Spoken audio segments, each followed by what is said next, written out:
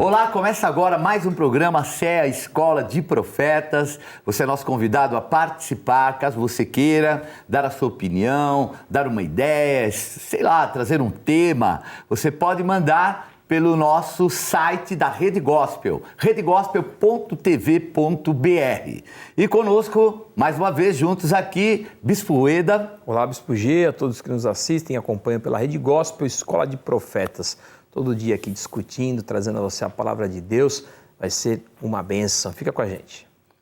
Bom, e nós vamos então dar continuidade a esse tema que são os evangelhos. Então, a série dos evangelhos, e o tema de hoje nós vamos falar mais pormenorizadamente o livro de Marcos.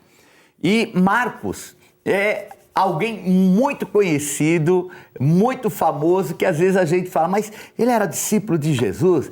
Quem era Marcos?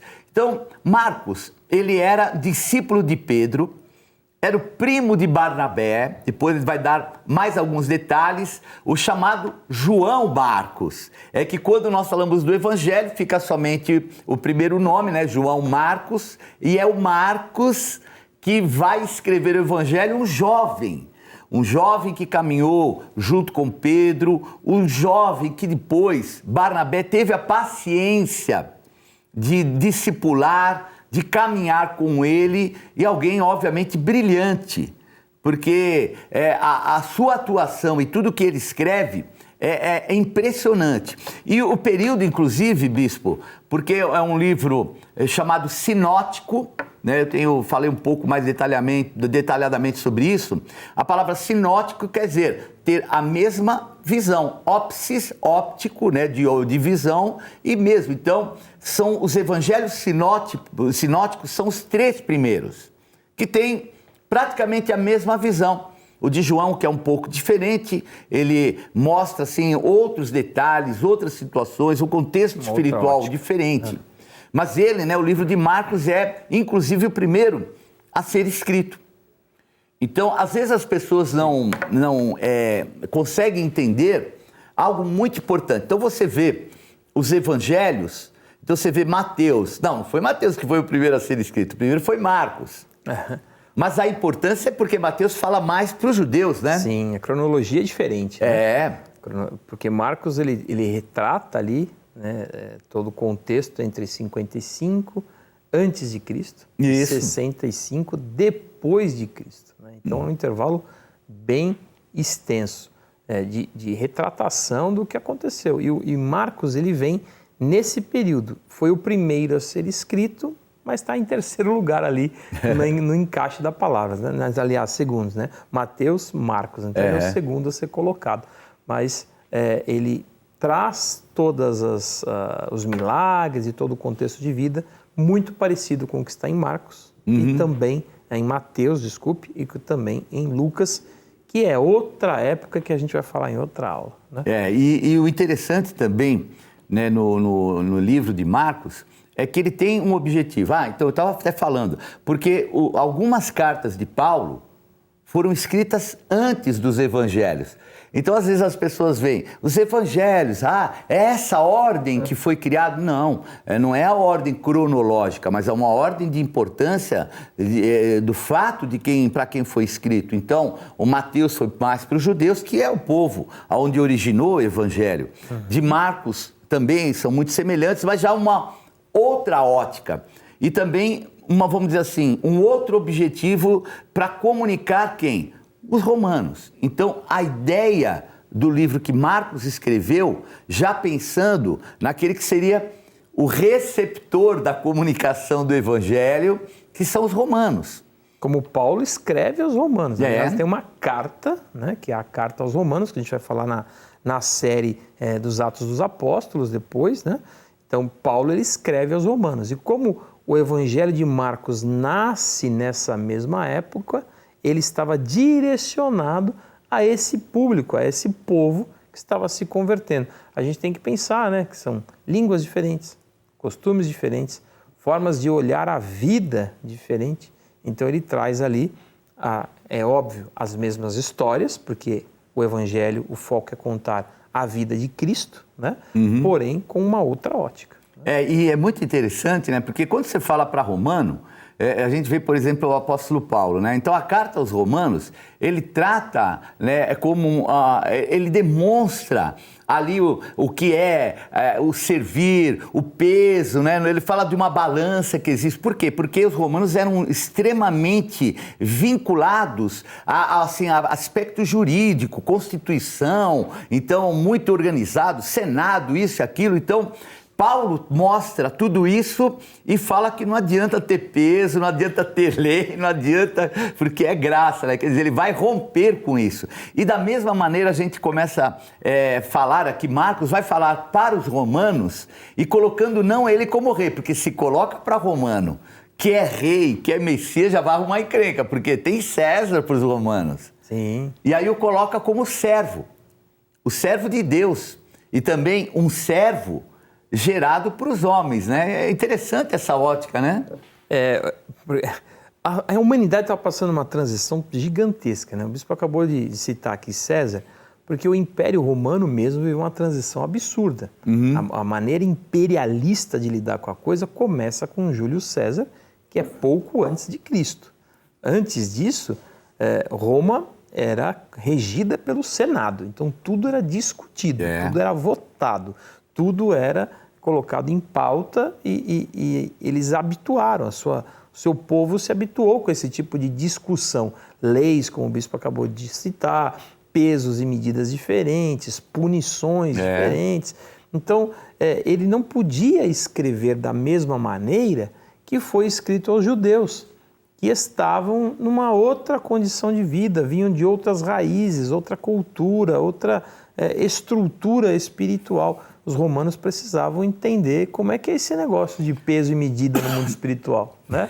Como é que eu vou ser pesado? Como é que eu vou ser valorizado? Será que eu vou ser reconhecido? Que também era algo que para a sociedade romana era muito forte, o reconhecimento, né? Ele ter ali o reconhecimento do governo, o reconhecimento das instâncias políticas e o Evangelho de Marcos ele vai nesse foco, tratar com esse tipo de grupo, né? Esse grupo de pessoas, né? Então, e obviamente não chocando, né? Porque a gente percebe que por isso que o Evangelho disseminou muito rápido em Roma, porque apresenta não ele como um concorrente de César, né? E já Mateus prima porque está falando do Messias, né? Então já é uma outra ótica. E um lado também muito importante é que o livro de Marcos tem a característica do romano, porque o romano era o povo dominante da época e um povo muito dinâmico. Então o dinamismo deles era tremendo. Então se de repente você faz um evangelho mostrando alguém devagar, religioso, daquele passinho, não vai pegar. Não ia ter adesão à cultura. Muito diferente, destoa demais daquilo que eu estou acostumado, né? Porque eles eram enérgicos, dinâmicos, eles tinham uma palavra imperativa, né, de ordem, então é diferente. Né? O Senhor Jesus é apresentado como servo, mas filho de Deus, aonde ele tem a palavra final, que uma vez determinada acontecia, né? Estava à disposição do homem, do povo, porém colocando sempre o ponto final em cada uma das histórias. E isso o romano adorava, né? Tem uma palavra decisiva, falou, acontece, determinou, foi. Então, essa dinâmica apresentada em Marcos fez com que tivesse penetração no mundo romano que está acostumado com isso. Está acostumado com leis, com determinações, falou, aconteceu, pediu, é atendido. Essa era a realidade do povo romano. Assim, se a gente fosse olhar, né, seria como hoje os grandes centros urbanos, né? Por exemplo, São Paulo, né? Algumas pessoas que moram, por exemplo, no interior, outros que moram até em regiões mais afastadas, às vezes não conseguem entender. Porque a dinâmica de São Paulo é uma loucura. É uma loucura. E é um fato, inclusive, Bips, porque A palavra imediatamente, ela aparece 42 vezes no livro de Marcos. Imediatamente, 42 vezes, né? E um outro termo também, que eu acompanhei esse evangelho quando eu estudei também no idioma grego, assim, a palavra que mais existe é o e, que é o kai, né, em grego. Então ele sai daqui, está orando, vai para lá, imediatamente.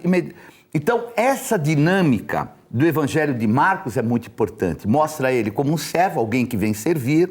Isso era muito importante para os romanos, que eu estou lá em cima, né? Uhum. E vão apresentar alguém dinâmico como eles. Então a comunicação, bispo, é muito importante. Às vezes as pessoas não se apercebem da importância da comunicação, porque os 4 livros, foram feitos por verdadeiros comunicadores que conheciam com quem estavam falando e aquilo que deveriam falar. Como? Inspirados pelo Espírito Santo. Sem dúvida. Então é muito importante, né? E se nós olharmos também o aspecto de quem escreveu, que foi Marcos, jovem, dinâmico, acelerado, né? A gente sabe que essa característica, até a geração de hoje, né? A gente percebe essa dinâmica, mas contando os fatos de Pedro. Então, o interlocutor era Pedro. Então, era Pedro que tinha toda aquela situação que, obviamente, no discipulado foi transmitindo para Marcos, e eles foram organizando isso, e assim que veio o evangelho de Marcos. Então, é muito importante a gente perceber, porque existem fatores aqui e fatos presenciados e interagidos por Pedro. Isso que é importante. Então, não é somente um escritor, é alguém que conviveu com um dos principais. Como ele consegue trazer, né, a uma linguagem presente o relato de alguém que já tinha uma certa idade, né? Porque se a gente pensar que Pedro, ele era contemporâneo de Cristo. O Evangelho, ele é escrito anos depois da vida de Cristo. Então, Pedro já devia ser um homem de uma certa idade, sei lá, 40 e poucos, 50 anos, talvez beirando aos 60.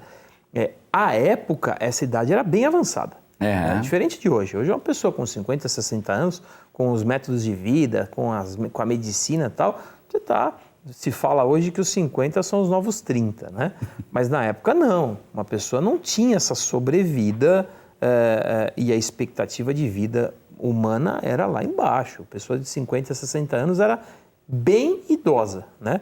Visto que alguns reis morriam aos 60 e pouco, beirando aos 70, como morreu Davi, né? Então, assim, isso já era considerado uma vida ditosa, uma vida que ele viveu muito.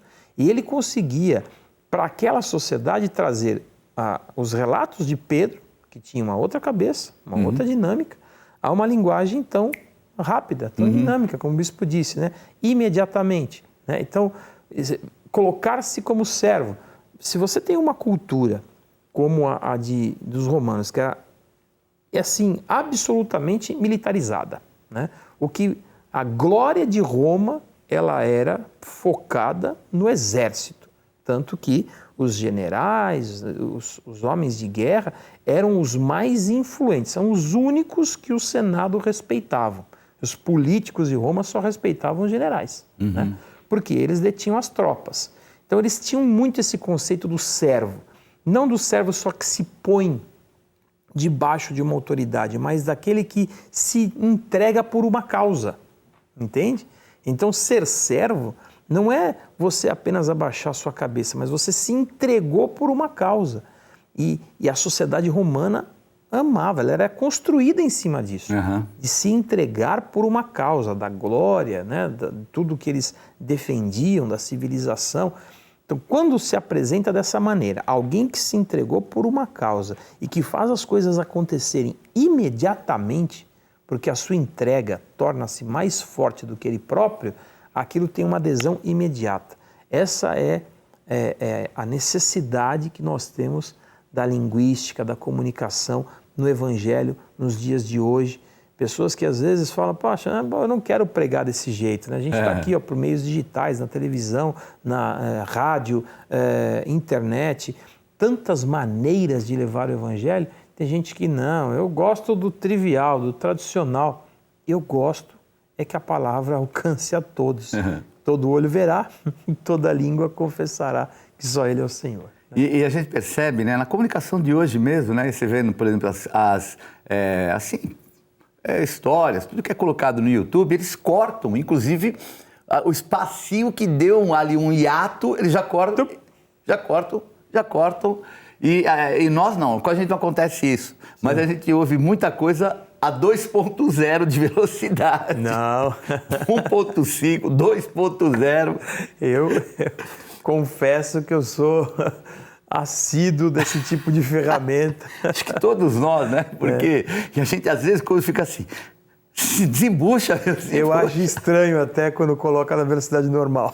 É verdade. Olha, queridos, a gente tem que confessar, até a oração às vezes a gente ouve um pouquinho mais de velocidade. Eu tenho o hábito de ouvir muito audiobook, né, Bispo? Eu ouço muito audiobook, mas eu não ouço em menos de 1.5, 1.75. Mesma coisa.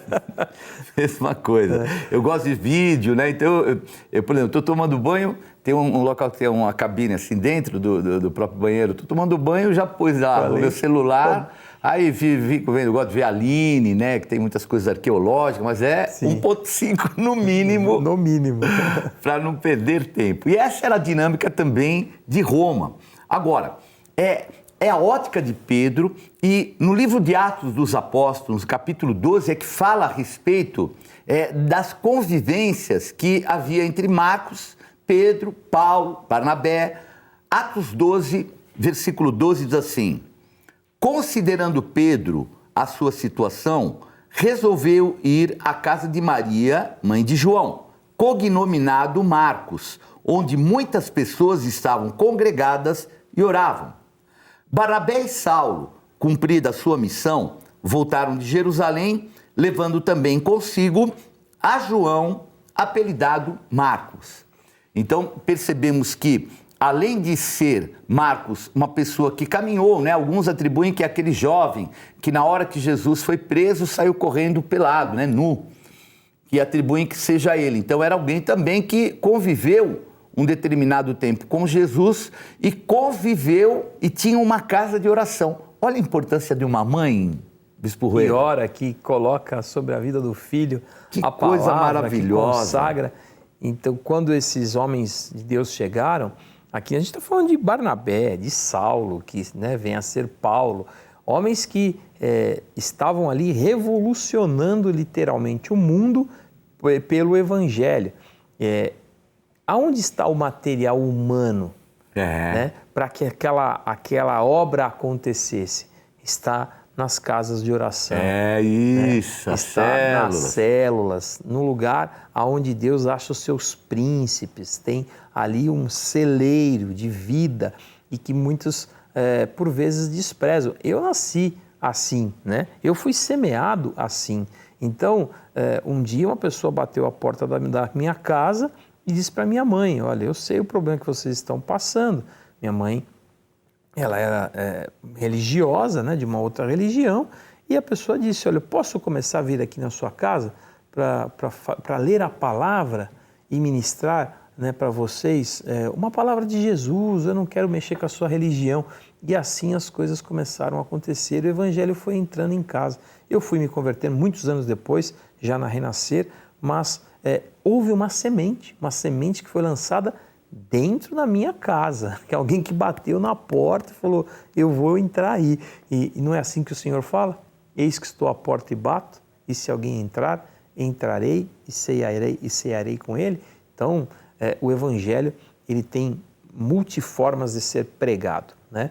E Deus achou aqui, nessa casa de uma mãe que ora, uma mãe que consagrava, uma mãe que preservava. Eu gosto muito de fazer assim trabalhos com pais e filhos, né, Bispo? Todos nós fazemos, mas eu gosto muito de falar sobre isso. Eu falo, é interessante que às vezes eu pego pais assim que falam: mas eu não posso forçar a barra, né? E eu sempre brinco com isso. Eu falei: pois é, mas o traficante força a barra, entendeu? A sociedade força a barra, todo mundo força a barra para que o seu filho faça aquilo que a sociedade quer. E você vai ficar nessa, né? de ficar discutindo com uma criança de 5, 10 anos porque ele não quer receber a palavra, não quer ir para a igreja, né? Então, dá uma forçadinha na barra aí que está precisando. Força a barra, porque o valor de um jovem é muito fabuloso, né? Fabuloso. Você, né, o Bispo Rueda colocou muita propriedade. Paulo, apóstolo Barnabé, apóstolo Pedro. A casa dele é uma casa de oração, com muitas pessoas. Imagina o que virou, o que transformou. Escreveu um dos evangelhos. Nós temos que investir nos nossos jovens. Sim. Nós temos que ter dentro do nosso lar esse lugar onde eles levem a sério. Uma coisa que eu sempre primei mesmo é de que aquilo que eu pregava fora, eu tinha que agir dentro de casa. Não adianta você levar um discurso na igreja e de repente dentro de casa você ser totalmente diferente, ainda mais perante os nossos próprios filhos, né? Porque os filhos estão vendo quem é quem mesmo, não tem como esconder, né? Então tem aquela piadinha lá do Joãozinho, né? O Joãozinho estava lá, o pai dele era pastor, um pastor religiosão e tal, e aí o Joãozinho sai de casa com a cama. Para onde você vai, menino? Eu estou indo lá para a igreja, mas com a cama, vou morar lá, porque lá o senhor é um, e o senhor aqui é outro, então eu prefiro o de lá. Eu quero o pai que está lá na igreja. Então já viu, né? Aí é difícil. Então, aí João Marcos vai, jovem, dinâmico, e vai para a primeira viagem missionária. Ele estava preparado. Obviamente, uma coisa é Barnabé, outra coisa é Paulo. 14 anos já praticamente que Paulo já estava envolvido com o evangelho. Barnabé mais ainda. Agora, surge Marcos e vão os três. No meio da caminhada, desistiu João Marcos. Marcos desiste porque realmente é pedreira, não é brincadeira encarar o que aqueles homens encararam. O que deveria ser feito? Paulo já quis colocar de lado. Não, e ficou de lado. E na outra viagem missionária, na segunda, João Marcos quis ir de novo. E Barnabé queria levá-lo, pegou esse tempo, trabalhou a vida de Marcos, e Pedro, não. A Bíblia diz que surgiu uma desavença, que chegou a separar os dois. E aí Barnabé vai para um lado, Paulo vai com Silas, um outro apóstolo, levar o evangelho na sua segunda viagem, né, apostólica, missionária, e é nessa viagem que vai acontecer uma série de coisas e que, obviamente, Marcos vai dar o maior fruto. Imagina se Paulo tivesse permitido que João Marcos fosse nessa viagem, acompanhando Lucas, que vai escrever o Evangelho e os Atos dos Apóstolos. Meu Deus, o que seria? Eu creio que a palavra de Deus seria até mais rica, bispo. É interessante, né? Porque Barnabé, ele carregava uma estrutura de vida e ele era levita, né? Porque a palavra fala que José recebeu o codinome de Barnabé, natural de Chipre, levita, né? Então, era alguém que tinha, antes ainda do Evangelho, uma dinâmica de estrutura de trabalho para Deus, porque os levitas eram consagrados no judaísmo para o trabalho e o ofício sacerdotal. E mais humanos, né? E ele então entendeu que aquele jovem precisava de formação. Ele precisava de formação, precisava de investimento, né? E não é à toa que ele o adota, né? E continua então investindo na vida dele, né? Porque viu um potencial, né? Entendeu que aquele jovem poderia crescer, se despontar, e isso acaba trazendo, né, o Evangelho de Marcos. E ambos fazem isso, né? Porque Lucas, que fica com Paulo, também escreve. Lucas, que era uma pessoa estudada, médico, né? Nós vamos falar logo do Evangelho de Lucas, e também escreve um Evangelho, né, relatando aquilo que ouviu pelas histórias de Paulo e pelas pessoas na qual ele pesquisou e conviveu. Então Marcos, ele vai ouvindo de alguém que conviveu em vida com Cristo, traduzindo ali a tempo presente, é uma língua dinâmica. Ele era jovem e até por isso talvez nasceram tantos conflitos, né? Porque todos eles carregavam marcas em suas vidas pessoais, né? Não estou dizendo que eram religiosos, mas todos tinham suas restrições, como qualquer um de nós temos os nossos costumes, manias, nosso jeito, e é óbvio que a gente busca que prevaleça a força e a vontade do Espírito Santo. Mas eu tenho o meu jeito de ser, o Bispo G tem o jeito de ser dele, e a gente acaba se ligando, né, uns aos outros com mais ou menos afinidade. E Barnabé deu esse espaço a Marcos e está aí, né? Estamos aqui 2000 anos depois. Colhendo fruto. Colhendo frutos de Marcos, alguém, né? Entre aspas. Sim. Um irresponsável. Perdeu a visão. Desistiu na caminhada. Esqueceu na caminhada. Mas a realidade é que a gente tem que aprender a investir. Vejam que aqui, olha, 1 Pedro 5,13 diz assim: aquela que se encontra em Babilônia, também eleita, vos saúda, como igualmente meu filho Marcos. Então veja que aqui nessa saudação aqui, o apóstolo Pedro está fazendo. O que ele chama Marcos? Filho. Então, eu imagino dessa maneira, se Paulo tivesse entendido e recebido verdadeiramente como um filho, seria outro evangelho. É incrível, pode parecer bobagem o que eu estou falando, mas não é não. Porque essa segunda viagem missionária de Paulo foi a mais importante de todas. As portas que se abriram, a maneira que o evangelho foi levado, e não desprezando de maneira nenhuma o apóstolo Pedro, quem sou eu? Mas veja que Pedro o recebeu como filho. Barnabé apostou nele, como você colocou, discipulou, trabalhou a vida dele. E por incrível que pareça, olha o que está escrito aqui em 2 Timóteo 4,11. Somente Lucas está comigo. Toma contigo Marcos e traze-o, pois me é útil para o ministério. Acho que merece um quá, quá, quá. No final de vida. Paulo. Dizendo, me traz ele Marcos, que ele é útil, né? E ali, agora há um reconhecimento, né? E um momento difícil para Paulo, né? Então ele fala, Demas abandonou, tal, Tito está longe, e ele estava sozinho, numa situação difícil. E aí o que ele reflete? Me traz Marcos. Glória a Deus que Pedro, que Barnabé investiram. E essa é a visão que a gente deve ter. Sempre investir no jovem. Aprontam, brincam. Se nós olharmos até os animais, os jovens animais, eles são meio assim, né? Mas nós temos que ter o exemplo. Eu estava vendo, bispo, algo que chamou muito a minha atenção. Então tinha um filhote de um leopardo e a mãe vindo aqui. E o filhote de leopardo estava fazendo como se estivesse caçando. Ele vai abaixadinho, indo perto da mãe. E a mãe está vendo. E quando ele dá como que o bote, a mãe dá um pulo enorme, como se estivesse assustada. Só para incentivar. Meu Deus, é um animal. Então é muito importante nós gastarmos tempo, dedicação, né? A visão apostólica, o apóstolo sempre falou, os jovens são o fôlego do futuro. E é esse empenho que a gente tem que ter, trabalhar nossos filhos e os filhos dos outros também, né? Sim, sem dúvida. Eu gosto muito de estar com os jovens e discutir com eles e ouvi-los.